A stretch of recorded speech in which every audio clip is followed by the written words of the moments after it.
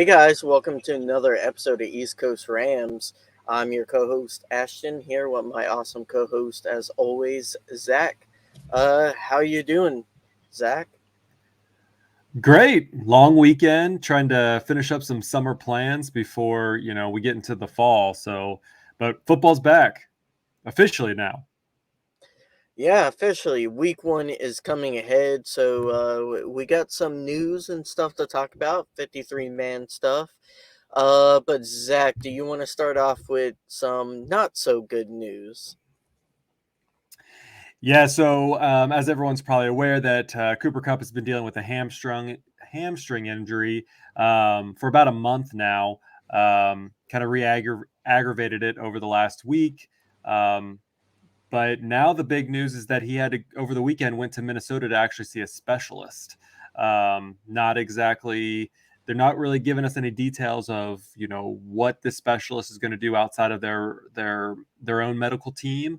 But McVay continues to push that he's day to day. He has not ruled out him being out week one against Seattle.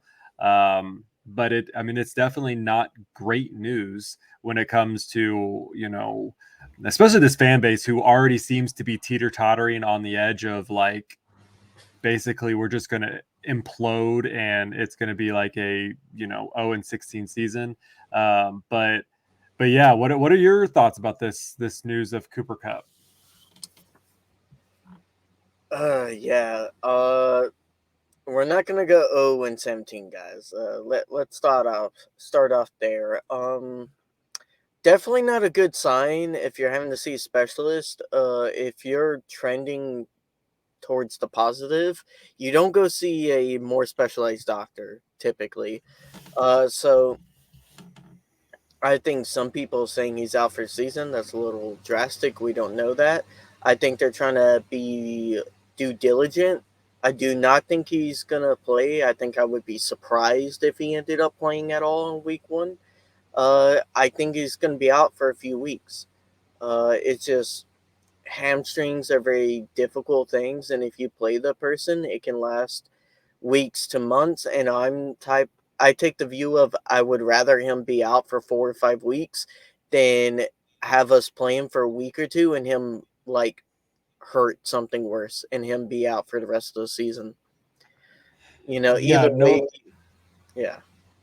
Yeah, no doubt. I think that's the plan that they should go with, and I think even McVay said that. Obviously, they want him back, but they want him back when he's ready to perform, not just when he's ready to get back on the field. They want him to be in performance mode, not just get on the field just because they need to get him on the field.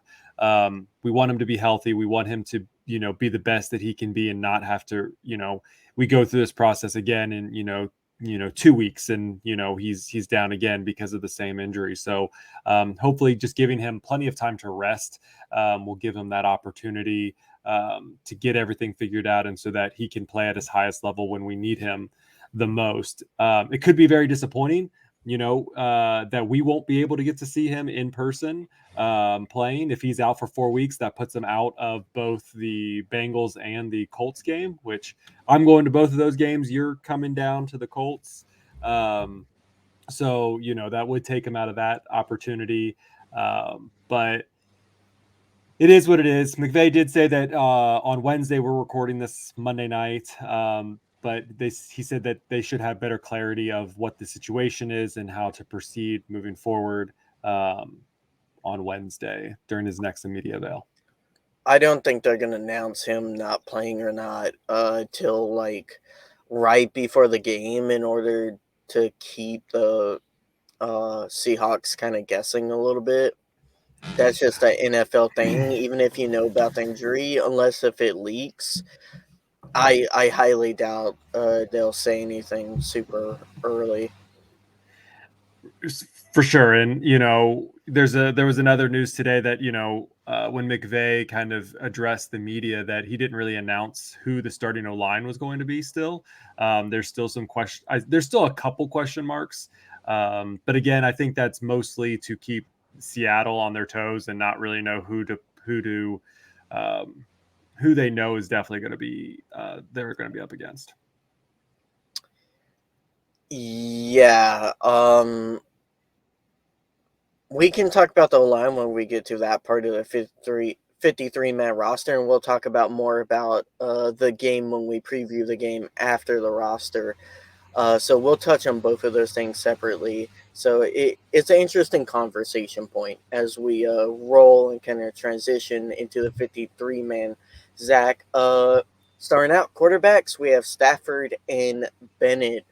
I mean, both me and you expected this. We didn't expect three. Like, they're not going to keep ripping on as a third QB on the roster, even with the new rules for emergency QBs. I personally don't think Rippon's worth it. Uh, But he personally, should be on the emergency list though. I think he will be the you have to be on the active roster to be the emergency QB. you just don't have to be part of the 48, the active day game Yes. roster. Okay. Yes. Yeah, and very interesting how that's going to play out, but no Our surprise kicker's there. not even on our roster. Yeah, we'll get to him shortly. Yeah, we don't even have a kicker on the active roster, so there we go there. But no, I think Bennett does still have some stuff to prove, especially today. Apparently, he had a rest day today, which is not super. Like he actually asked for a rest day today, which is just kind of odd for a rookie to kind of request one of those things. But it is what it is. Personal life stuff can happen, They can, you know. they can, but usually not the week before game. I mean, usually you try to plan it, maybe hopefully out a little bit differently, but it is what it is. Yeah. Running backs. We have four running backs on the active roster: Cam Akers, Kyron Williams, Zach Evans, and Ronnie Rivers. What are your initial thoughts on that? Um, I think depth wise, it's a little bit better than we've had in the past. I feel like outside of 21, we've gone into the season with a really good starter, and the depth behind them being kind of on the weaker side. Uh, you could make an argument that sometimes we were good with having a receiving back and like our main back, and then we kind of got away from that after Gurley 2019 and 2020 until Cam Akers started to emerge a little bit. Uh, I like the depth here. I like Ronnie Rivers, Kyron Williams. I think he's still kind of a question mark to me whether or not he's going to work out. Zach Evans, I'm gonna be honest. I didn't see much from him in the preseason. His stats don't jump out to me. His play didn't jump out to me. Now I don't see him practice, so I'm not on staff. I can't speak to any of that. So, maybe they're really impressed and they want to develop him. Perfectly fine with that if that's why they kept him on. I just thought there were kind of other candidates out in free agency or like cut candidates that we could have went after over keeping Zach Evans. I think he's someone who could have potentially made the practice squad. I don't, you know. Yeah, I mean, it is what it is. I mean, he was on our draft pick for this year, so I don't know. I think that they are still uncertain of their. Obviously Kyron Williams and Cam Akers are going to be kind of the two lead backs, but I think they're still trying to figure out who's going to be RB3. Even though Ronnie Rivers had a pretty solid preseason in of itself, but they need all hands on deck when it comes to the offensive weapons, and they seem to have it right now. Yeah, hopefully Williams makes a step and can be kind of like filling that Henderson role a little bit and can be more of a weapon. I feel like Henderson was kind of underutilized for most of his career. And when they gave him a chance, like he was okay, but he was mediocre when he got volume and then he kept on getting hurt. So hopefully Kyron can stay healthy and he's gotten hurt himself. Uh, and can be utilized as a weapon, like you said. But Yeah, solid running back like depth chart. I think we could always add to it, but it is what it is for this season. And it's not bad. for sure. Wide receivers, we kept six, kind of tethering on. We have five currently. that are probably going to play. But Cooper Kupp, Van Jefferson, Tutu Atwell, Puka Nakua, Ben Skoranek, and Demarcus Robinson. This is no shock to, I don't think a shock to either one of us. This is kind of what we predicted was going to be the six that were going to emerge. I know a lot of people wanted Tyler Johnson to be on the team, but I figured, it was either going to be either him or DeMarcus. I don't think they both were going to hit the 53, and it ended up being DeMarcus. So I see this as a good opportunity. Obviously, with the Cooper Kupp news, everyone's going to have to step up. But the plus side is that they've had a lot of opportunity to practice with Stafford and get that chemistry flowing that was non-existent last year at all. So definitely a good sign that Stafford was healthy and he was able to work with these individuals. Yeah, we may end up seeing Tyler Johnson coming back if they move Cup to the IR, which I do expect them to do if they get like bad news. Uh, but this wide receiver core, you know me, Zach. I was not a big fan of this wide receiver core last year. I thought they were, to be frank, atrocious. I didn't think anyone played up to an NFL standard. I guess you could say at points when Van got healthy, he was an average NFL wide receiver. Uh, but everyone else just wasn't good. And you can't make the QB argument because it got a little bit better whenever Baker came in, but not much. Our offense was like second to last, and it got, I think, probably like 5 spots better after Baker came in. So, like, marginally better, but it was still atrocious. And I think a big part of that was wide receivers weren't getting open, weren't making plays. Sure. Higbee was like the only weapon for the offense for most of that season. So when we talk about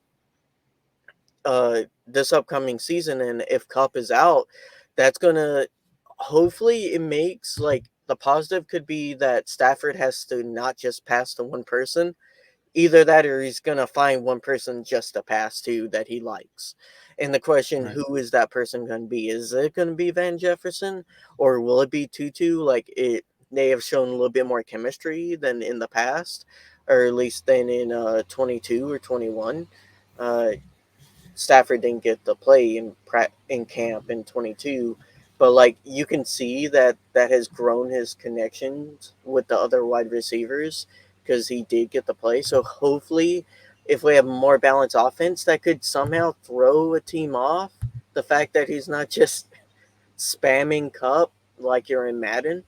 Talking about Yeah. specific players, I'm really looking forward to seeing what Tutu and Puka can do. I think we kind of know what we have in Van Jefferson.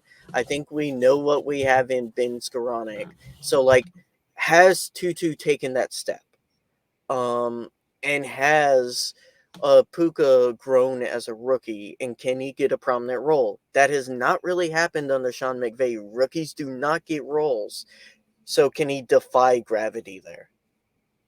I think Puka's going to have a breakout year. I think if anybody on this wide receiver core is going to have something, it's going to be Puka. I mean, he is, from what I've seen from training camp and his whole off season regime, like he has been working his tail off. He has been following Cooper Kupp, asking him questions. I mean, even on one of the various podcasts he's been on, he's even mentioned like he's probably over bothering Kupp with asking how he does things and things like that. He's trying to soak up as much information as possible. And we've seen the highlighted plays when the Rams social media posts it. Like he's making plays, he's making great catches. I really think that we have a star in him, and I'm really excited to see what he has. We've seen the chemistry between Jefferson and Stafford. You got to remember Stafford's first touchdown throw to Jefferson back in Chicago Bears in 2021. Like that was great, and I think that can continue. Last year was an anomaly. We got to try to put that kind of in the past a little bit because Stafford wasn't healthy. We didn't have an offensive line.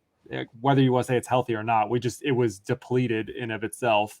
And Jefferson was coming in and out of an injury again with the whole Stafford there, Stafford not there. Like it just wasn't a good place for this team last year. And it's like I said, yes, Cooper Kupp being down, and it's always going to be that next man mentality coming up. But these players have their quarterback. Now they need to execute their part of it. Yeah, and let's talk about give Ben Skoranek a little bit of love, so all those Ben fans don't shout at us. What's your point of view on Ben Skoranek? Do you think he's possible of making a jump? I think both me and you were unusually, compared to the rest of the fan base, positive in his rookie season about saying, "Hey, this guy's getting open. Like, it's possible he could be really good and make plays."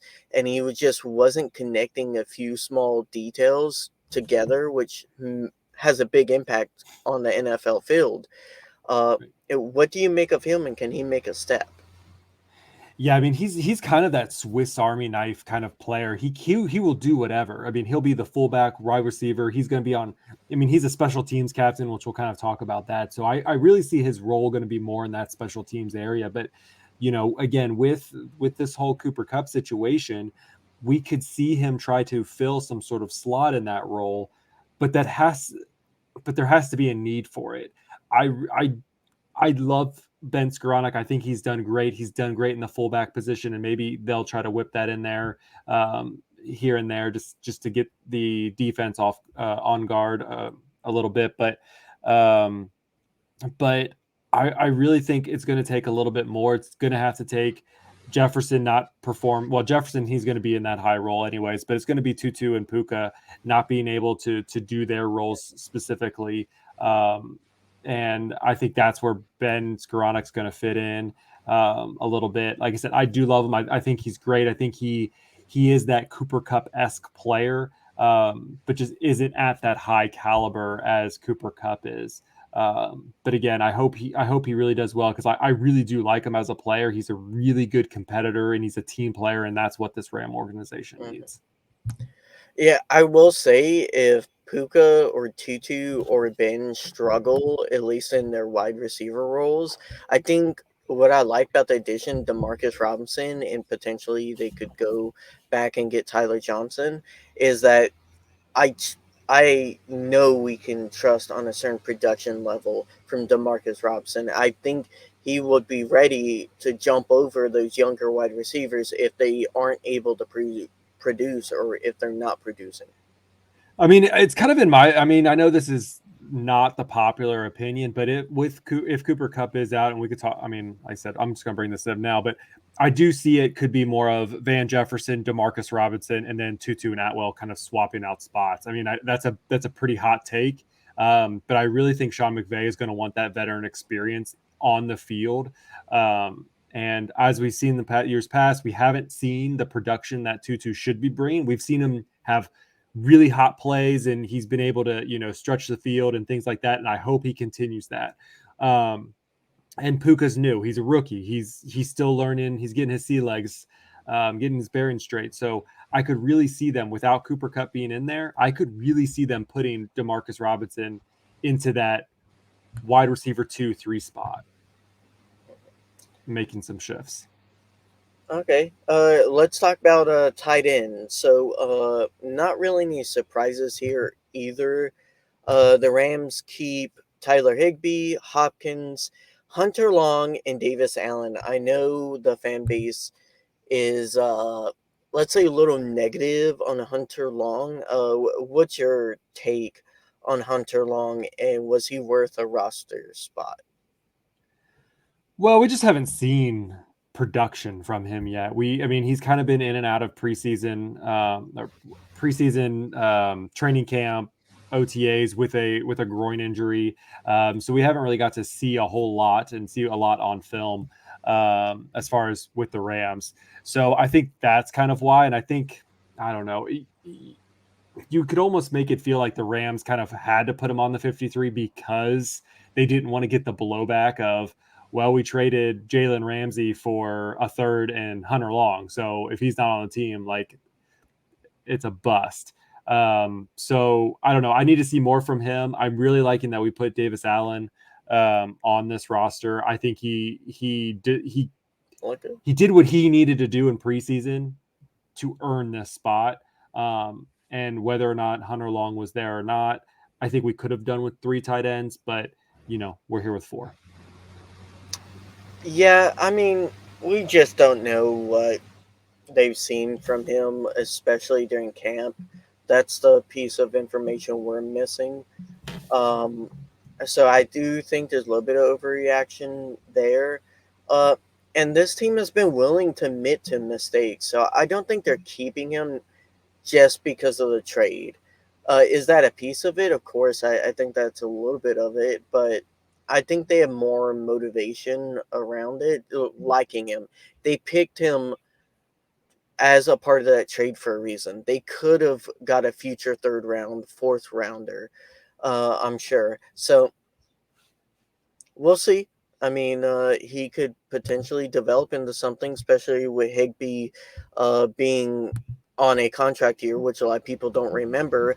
And I don't think the Rams are going to necessarily re-sign him. They have money next year, but they may not want to spend it on a tight end of Higbee's caliber. So they may just want to see which of these 3 guys could be the heir apparent. And that's why they want to keep him, kind of observe him longer. Yeah, it will be disappointing to see Higbee eventually do go, but I do agree with what you're saying. Yeah, they're not gonna re-sign him. I I just think his market's gonna be a little bit too high for what they want to spend for tight end. Yeah. Talk about the offensive line a little bit. There was a couple surprises in this one. Obviously, our offensive tackles, we have Rob Havenstein, Alaric Jackson, and Warren McClendon Jr. Center guard spots, we have Brian Allen, Coleman Shelton, Steve Avila, Joe Noteboom, Tremaine Ankrum, Kevin Dotson, and Zach Thomas. One of the big key, 2 of them actually. Logan Bruss, I think, was probably the biggest news that hit, that he wasn't going to be on the active roster spot, which we can talk about that in a minute. But also AJ Curry, who I thought should have been on the 53. He was not. But both of them do come back into the practice squad, so they are still currently with the team. What are your thoughts about this? I mean, I'm big a Curry fan. It kind of sucks, but that trade, you have to make space, and Zach Thomas fought and probably outplayed a Curry for that spot. That 10th spot came down to those 2, and Zach Thomas just had a better camp, had better snaps at practice. I like a Curry a lot, you know that. Like I'm a big fan of his. I thought whenever he came in, of course he got hurt, but whenever he did come in, like he played fantastic at uh I believe he played left tackle, Zach. Uh Left tackle or left guard. Can't remember specifically because we had so many people rotating that year. But Yeah. yeah, I mean the rest of the roster when it comes to having 10 linemen, I would prefer to have 9, but I get why they're keeping 10 this year, and all these choices I like. I think it's good depth. Dotson good. Ingram has proven something. I think deciding your center is still, that looks like that's still a little undecided, and they got to figure out right guard. Uh, I don't know what they're doing. I think we talked about this earlier with not having the line set. That's not good. That's for an NFL team. You have to know your starting 5. You have to get them practicing together. You have to have a certain center snapping to your QB. You have to have the center and right guard talking whenever they're having run blocks. You got to have the left guard and left tackle talking whenever they're pass blocking. Like there's so many. It's a way more sophisticated position than people give it credit for, Sure. and not having that set starting five is it doesn't look good. The only benefit that I'll give the Rams is that for the center position, because both of them are so experienced with the Rams in that center spot, it's not as big of a deal. I get what, but I do think that they need to have cohesion with that five. That five is the cohesion. It's going to make the run game work. It's going to make the pass game work. It's going to protect Stafford. It is the start of the Rams actually being able to be competitive this year. And if the offensive line isn't together, they're not going to do well at all. So definitely need to figure that out. Sometimes, like I said, it could have been that it's a gamemanship again to Seattle, but if they're not seeing that on the practice, or who knows what the reporters are and aren't allowed to report, but usually we should at least see who's kind of been out on the field. So we'll see how that goes. But yeah, we're less than 6 days away from first game, and at least us as fans don't really know who's going to be the starting five. Yeah, we know 3 out of the 5, and they could be waiting for that center battle to play out, see who's right guard. Kind of makes sense. We'll And see. there's still rumors that Joe Nopu they might try to trade him or something like that. Who knows what all that could be too. So we'll see. Yeah. I don't think he's tradable, but we'll see. D line: Aaron Donald, Bobby Brown, Ernest Brown, Kobe Turner, Jonah Williams, Dejuan Johnson, Mr. Relevant, and Laurel Murchison. Um, yeah, Zach, this is a group that kind of worries me, especially when it comes to the run. I like Laurel Murchison. I'm happy he made the team. I thought he was a really great stud whenever we picked him up last year and he came in. Of course, you have Aaron Donald. Bobby Brown and Ernest Brown both have shown a little bit of promise, but I don't think they've gone up to an NFL defensive line standard yet, at least what I've seen them play. And Kobe Turner, the rookie, has shown promise. But again, these guys, I'm not exaggerating, they were atrocious. And most of these guys played in the preseason. They were not good in the preseason.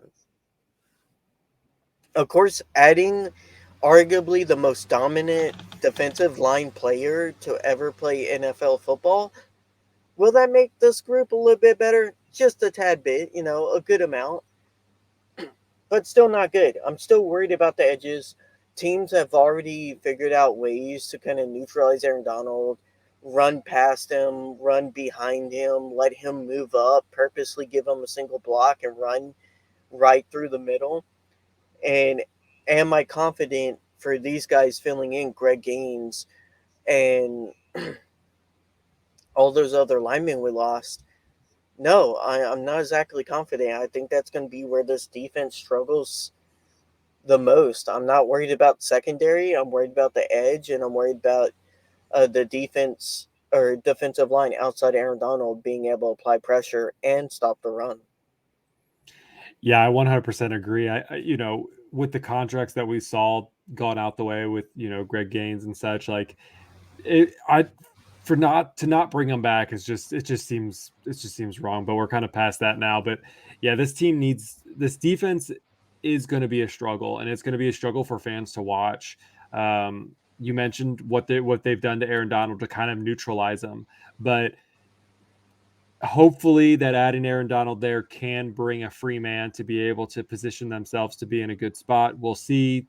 Really wish the Rams would have focused a little bit more on the edge, but we'll see what Hoyt and Byron Young can do, and see if they can make some sort of magic with Aaron Donald on the field. Yeah, he's made a lot of people who looked average look really good because they get a lot of benefit of so much attention to Aaron Donald.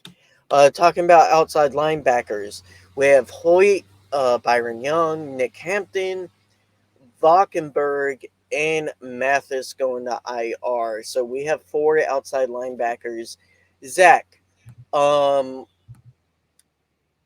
Hoyt showed flashes of being good, terrible in run defense, which I don't know if that's going to help with this defensive line. At least last year, maybe he's grown. Of course, he switched positions mid-season, so you're going to have growing pains there. Do you think he takes a step? Do you think Byron Young is the real deal? Do you think he shows flashes? And can either of these other two young guys joining the outside linebacker group, can they be diamonds in the rough? Like, what do you make of this group? They sure can. I mean, last season when Michael Hoyt was, on the field, like we saw flashes of him. We saw where he got a multi sack game, and it was great. But then they figured out how to. Then the next team figured out how to stop him. He was either, he was just either too slow or maybe even too fast to try to spin around there, and they were able to neutralize him pretty quickly after his multi sack game. And so, but I think he's been working this offseason. He's been slimming down. He's been gaining more muscle and things like that to make him a bigger threat on the edge. So I definitely see that. Byron Young, yeah, I think he has the potential to be it. But again, we need to see it. We need to see it in a full motion. And, they're going to go up against first team offenses now, not just, for one series like they were in preseason. So they're going to have to get their act together. If the Rams do seem to put together a couple wins, maybe they actually look to bring in somebody. Looks potential that Burns might be back on the market for a potential trade from Carolina. So maybe the Rams, could potentially try that whole deal again. Chase Young. Yeah, Chase Young. Yeah. So there's options that the Rams could do to bring it in. But again, I don't see the Rams making any big moves unless they feel like they are going to have a competitive advantage and it's going to lead to at least a playoff spot going into this season. So I wouldn't see any big How splashes. how many wins do you think they need before the trade deadline for them to make a trade? I think they're going to have more wins than not. I mean, they're going to have to be over 50% by the So time that 4. happens. Yeah, I would say 4. 4. And is it doable? I think it is. But every game, I keep saying, every game is winnable. Every game is winnable. It's just going to be if you can outscore the other team. So we'll see how that looks. But I guess I will say to finish off on the offensive the outside linebackers, the one player that I was kind of disappointed that we didn't see on here was Thomas. I thought he did a really good job. Kyer Thomas. I thought he did a good job in preseason. I thought I saw some flashes in him. But at least he's on the practice squad as a potential backup in case they need to Yeah, move him up. why do you think they went Valkenburg versus Thomas? I don't know. I mean, he had 2.5 sacks. Of I'm course, it looking can like be 10 practice. tackles. I Sure. will say Valkenburg looked better in coverage than not Mathis, Thomas. than Thomas. Yeah, Yeah, it's I was kind of looking back and seeing what I saw from him, but I mean, he didn't have any sacks and he had 11 total tackles. So like, if you compare the preseason games, at least those stats, it seems like Thomas had the slight edge there, but I guess it had to have been practice that really um, boosted him there. yeah. Inside linebackers, we have 3: Jones, Roseboom, and Hummel. Uh, I mean, No surprise, really. Roseboom. Yeah, Roseboom has shown like uh stints here and there being reliably good. Hummel, I'm not a big fan of Hummel, but he's our third string, so it's not a huge deal. Ernest Jones, a star. Like, I don't know what more we can add about talking about him.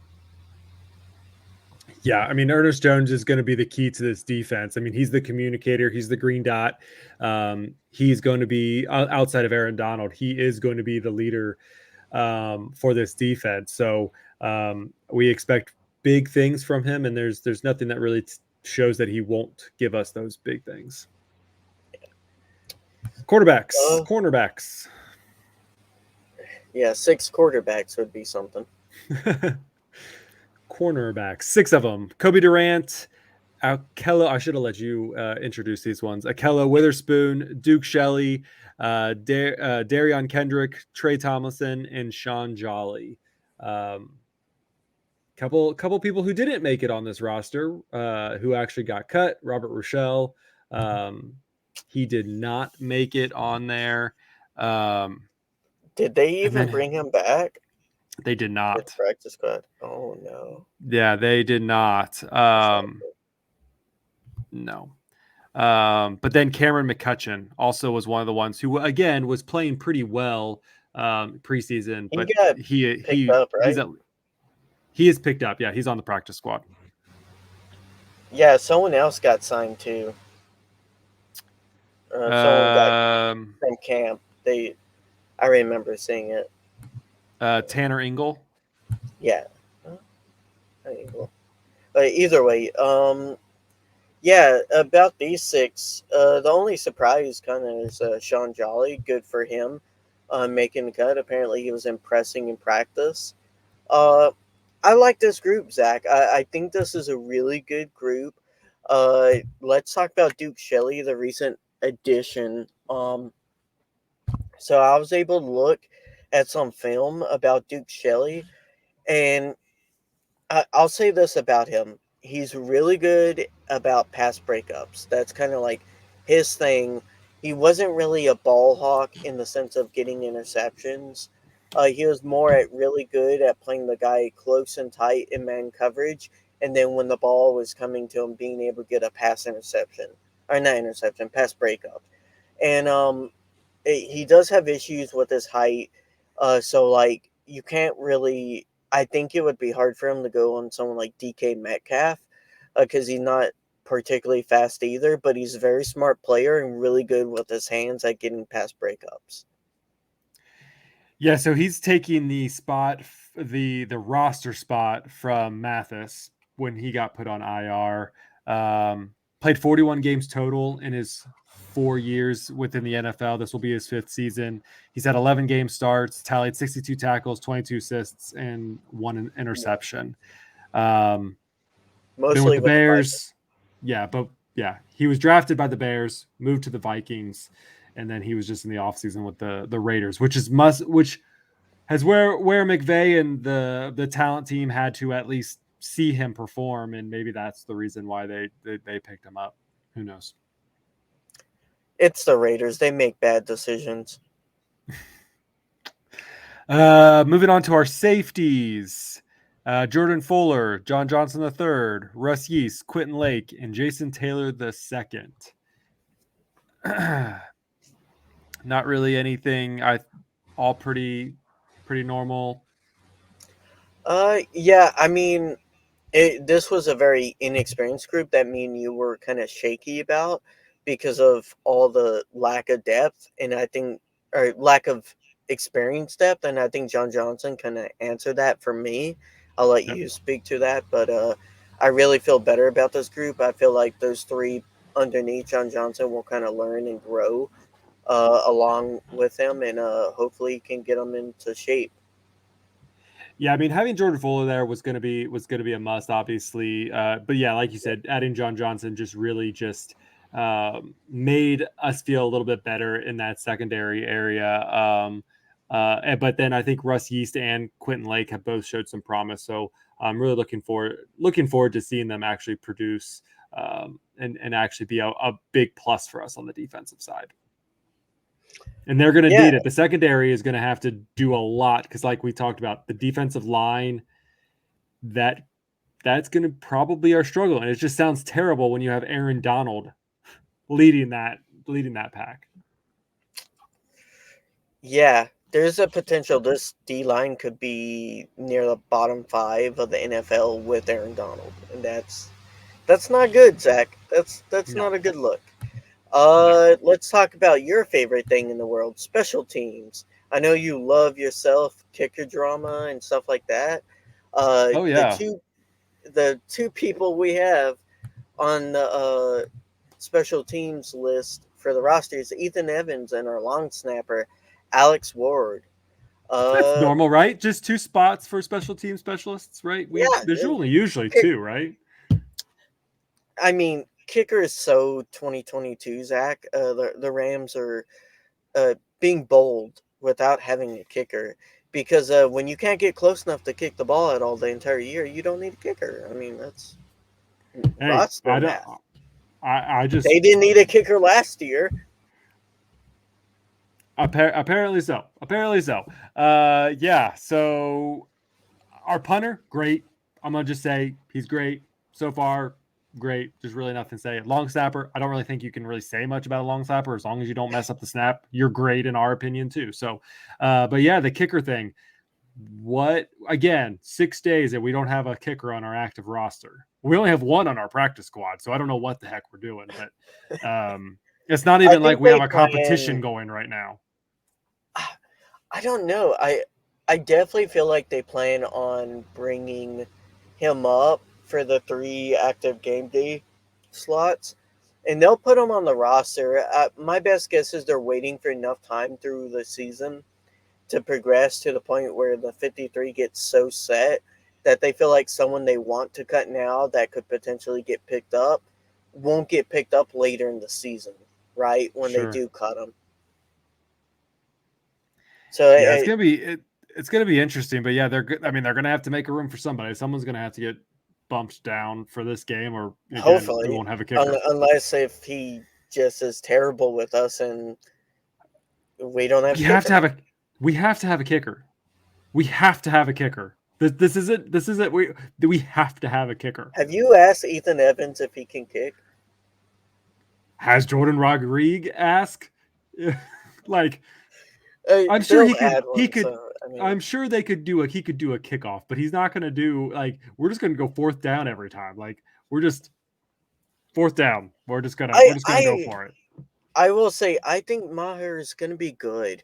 Like he's Let's been yeah. really good for the Cowboys. I thought he got a lot of unfair heat. Like okay, a player had a bad game in the playoffs.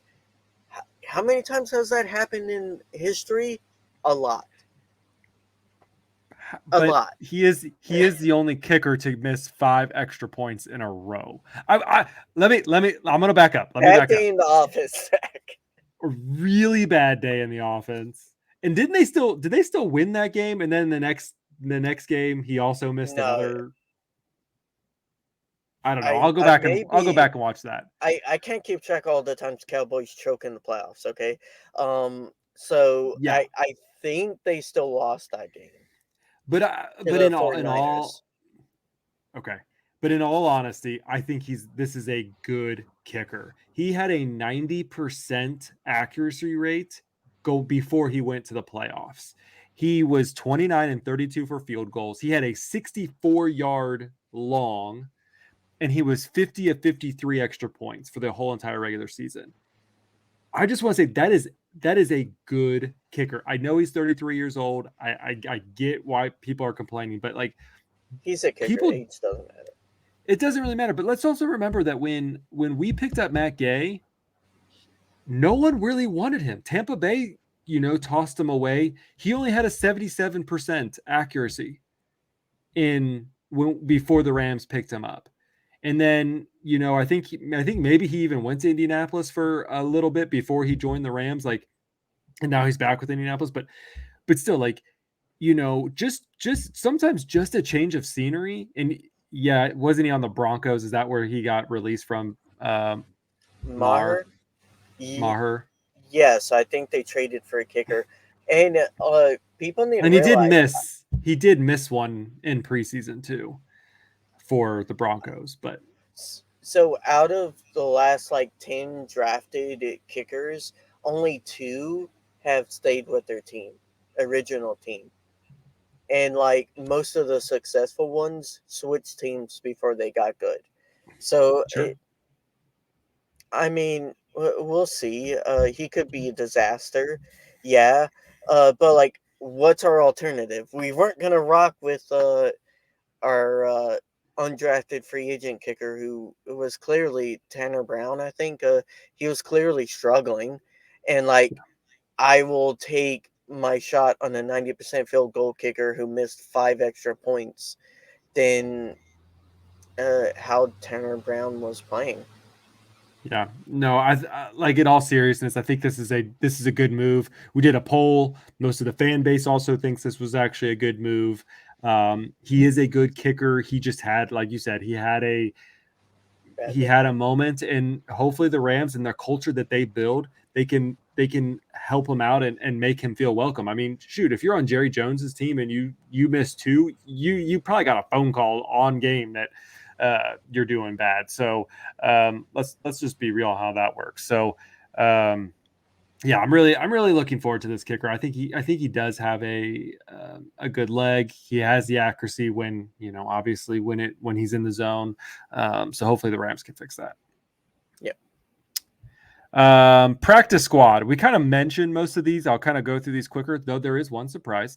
AJ Curry, Logan Bruss, Marquise Copeland, Royce Freeman, Tanner Ingle, Tyler Johnson, Nikola Kalanick, Mike McAllister, Cameron McCutcheon, Grant Miller, Troy Reader, Brett Ripon, QB, Xavier Smith, Keir Thomas, and Austin Tremmel. Did you hear what I said? Troy Reader back front with us from the Chargers. Our favorite linebacker. Yeah, Your he favorite had his linebacker. he had his moments. I think I probably hyped him more than you would have hyped him, but he did have his moments. Also interesting to note that Lance McCutcheon is also gone. We didn't mention that in the wide receiver talk, but he is officially cut and not back on the practice squad too. So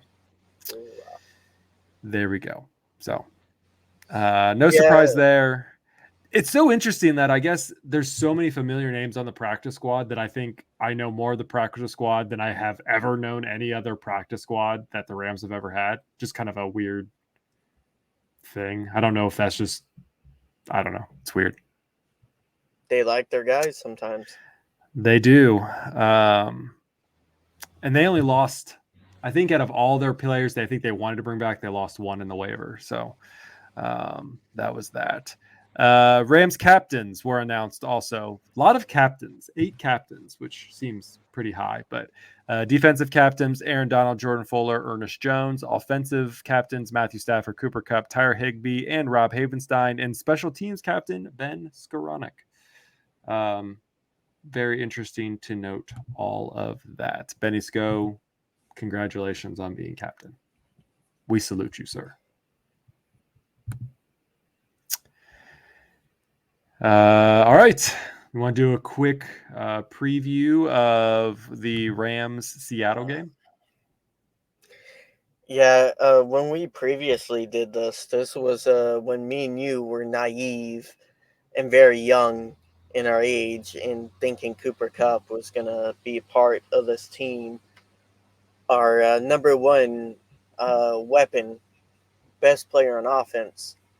Uh, yeah, Zach, I originally had us going hot to start the year and then like having struggles mid-season. I don't think the Rams are going to win this game without Kupp.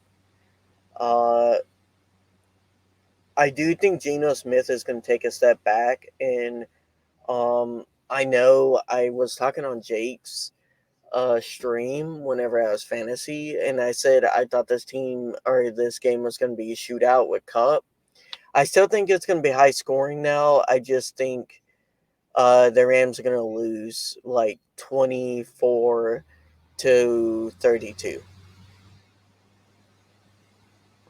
Interesting. without Kupp. Yeah. Again, it's how we can marry this. I think the Rams still have a great opportunity. It just depends on what scenario they run with. If they're just going to be pass heavy the whole time, I will agree with you. I think it's going to be in that 32 to 20, 28 to 20 range.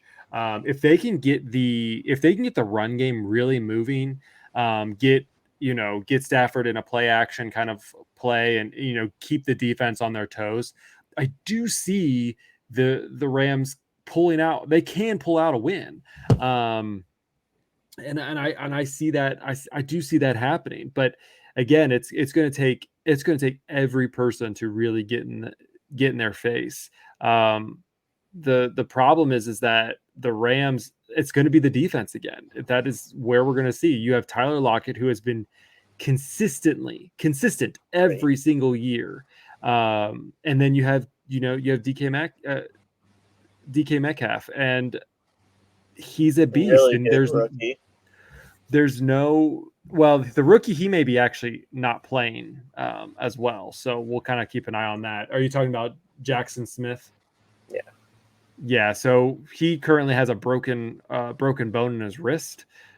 He was back to practice today, so there is a potential that he could play, but he's going to be on the questionable list for this game. So Yeah, so but there. if he's practicing, he's gonna play. Typically, like that's Sure, not but a big I hit. mean, it is a broken bone in your wrist. I mean, like, you don't really want You to. don't I don't need your know. wrist to catch. You don't, but when you have Tyler Lockett and you have DK, like, do you really need to risk your first round, it was your second first round pick? You Um, can risk your wrist. That's fine.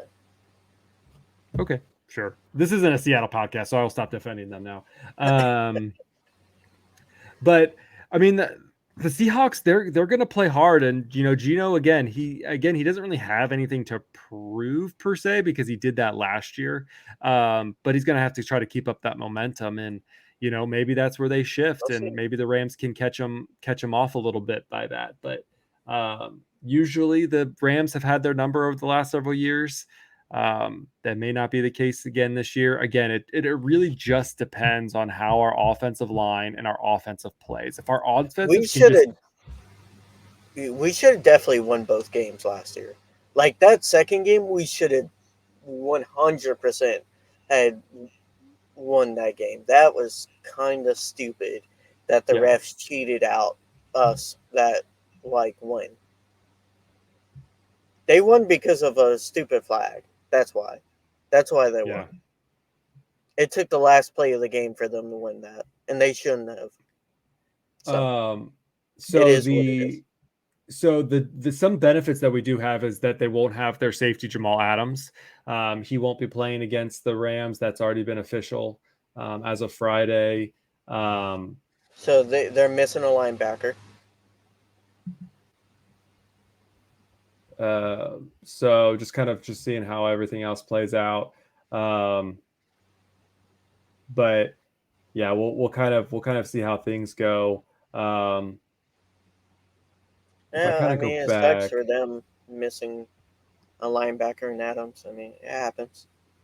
yeah, I mean the Seahawks, they had a good draft from the looks of it. I mean, Great I draft. wasn't Great draft. wasn't really pulling in, but they had 2 first rounds and 2 second rounds. Didn't have a third, but then had 2 fourths, 2 fifths, a sixth, and a seventh. I think Um, they picked Smith ahead of Quentin Johnson. I think that's a mistake. Now I kind of understand from their perspective. He's kind of similar to DK, so I don't know. I think having two DKs on the field would be amazing, but sure. you know, I mean, more offensive oriented teams want diversity in their wide receiver core, so I understand it. yeah, it looks But like their draft was solid. Jackson looks like he's going to be in the slots position is where they're going to put him. I think they got a really good cornerback too, if I'm remembering their draft. I don't have it in front of me. Devin Witherspoon, he was, Yeah, yeah, he was their first pick, fifth overall. Um, fifth so overall. Yeah, fifth that's overall. good. Yeah. Man, So I can't believe they got the fifth overall pick.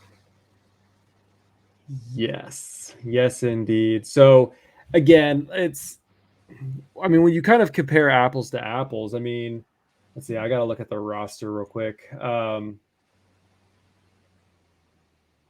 let's see. Their running backs go Zach Charbonnet, which was a rookie, DJ Walker. Dallas, yeah, Walker. So I mean, I don't know. Walker's gonna be good. I don't know. I just feel like we have a. I mean, obviously we have a slight hand if we had Cooper Kupp on the field, but with that potentially not happening, um, It hurts us, man. It hurts us on a lot of facets. it does. Hurts us But in the red zone.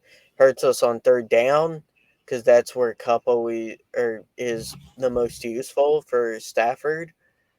yeah, Um, them they have such a good connection. I think fans are underestimating how much that's going to hurt. Not just because he is our main weapon, but because of his connection with Stafford and like how on sync they are. yeah, for sure. I always have hope. I guess I'm the hopeful one of us who always think that they have a chance to win. Um, I'm not saying they're definitely going to lose. I wouldn't bet my house on it. All I'm saying is like you got to be realistic, and a Rams team without Cup is more predictable historically. That's just I think that's facts, but we haven't seen a healthy Stafford in 2 years, and maybe that counteracts, and maybe he's dealing the ball, and like we just punch Seattle in the mouth. That's definitely a realistic option or chance to happen.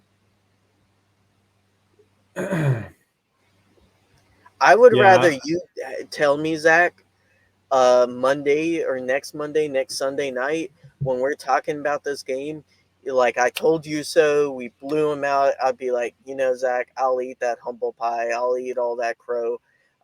Whenever the Rams are winning, I'd much rather be wrong than right when it comes yeah. to talking about them losing. It also looks like Devon Weatherspoon probably won't be playing either. Mhm.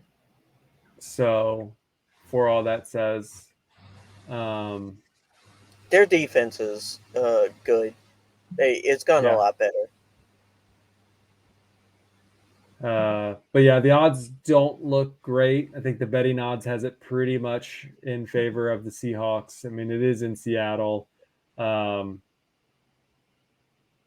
so it is going to be a very it's going to be a different year, guys.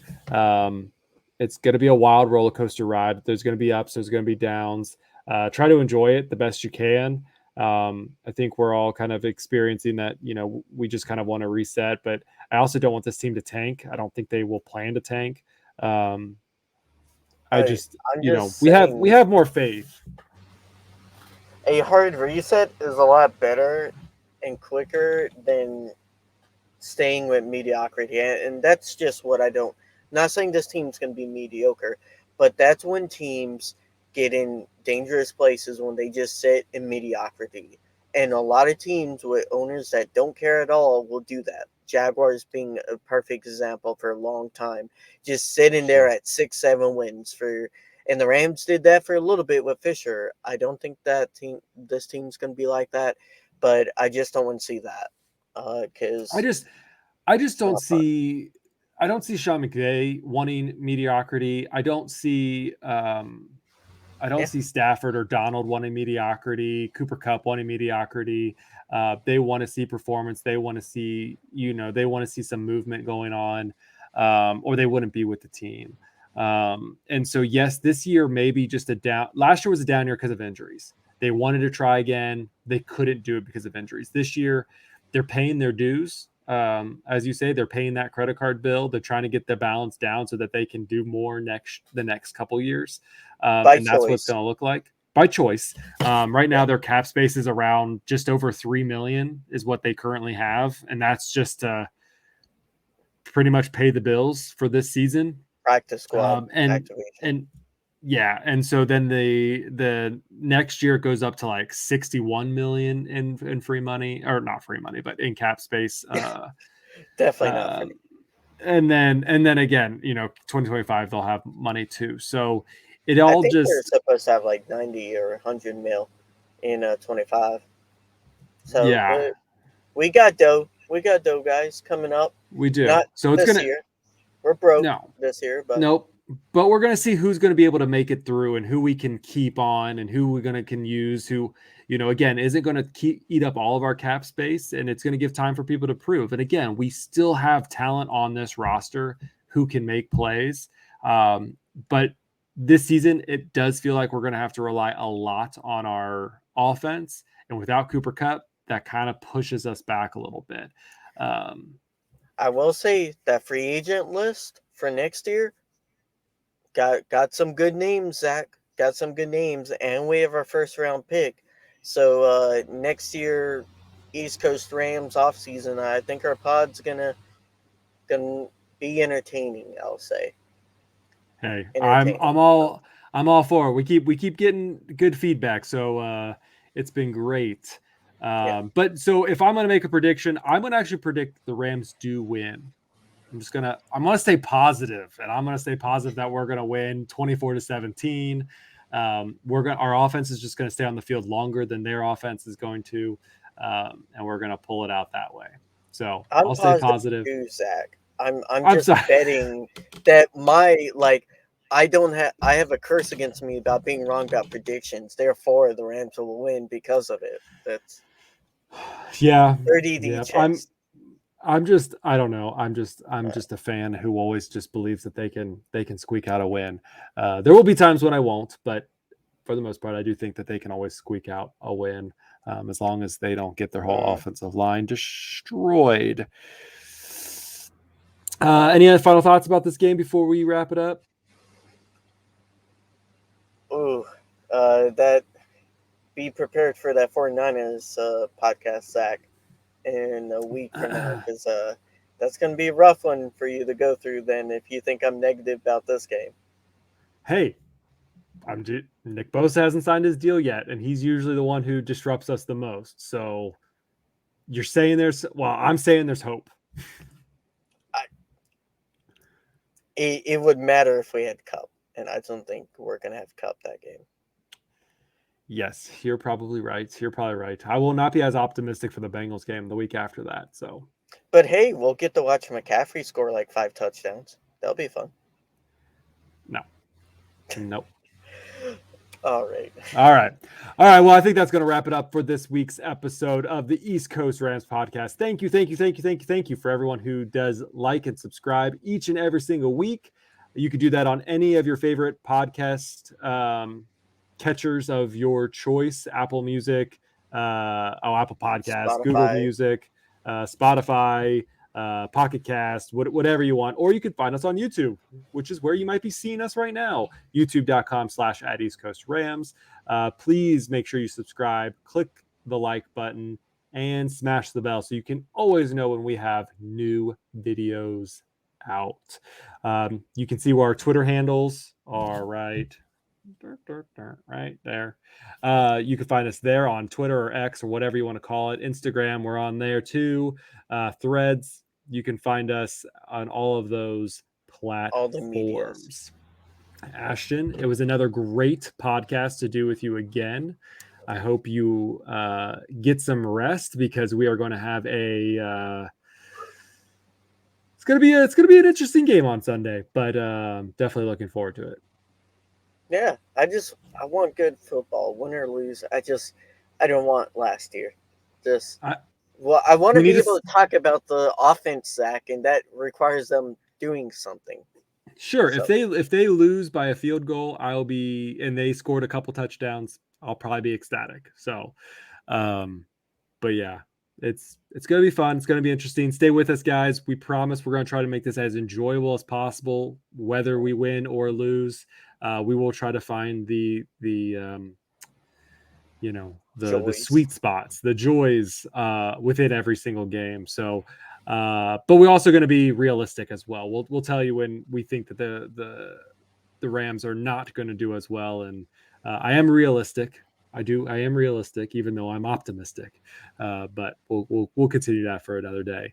That's why we got each other. We balance each other out. I feel like our pod does a good job of being very much in that optimal spot of not too negative, not too positive. We try to keep it centered on reality. So we do good spot there. Yes, we do. We are the yin to each other's yang. But with that, it is finally time that we can say that we will talk to you guys after next week's game. So exciting. And yeah, let us get a Rams win Sunday. Let's have a victory Monday next week, guys. Oh Whose yeah. house? Rams house.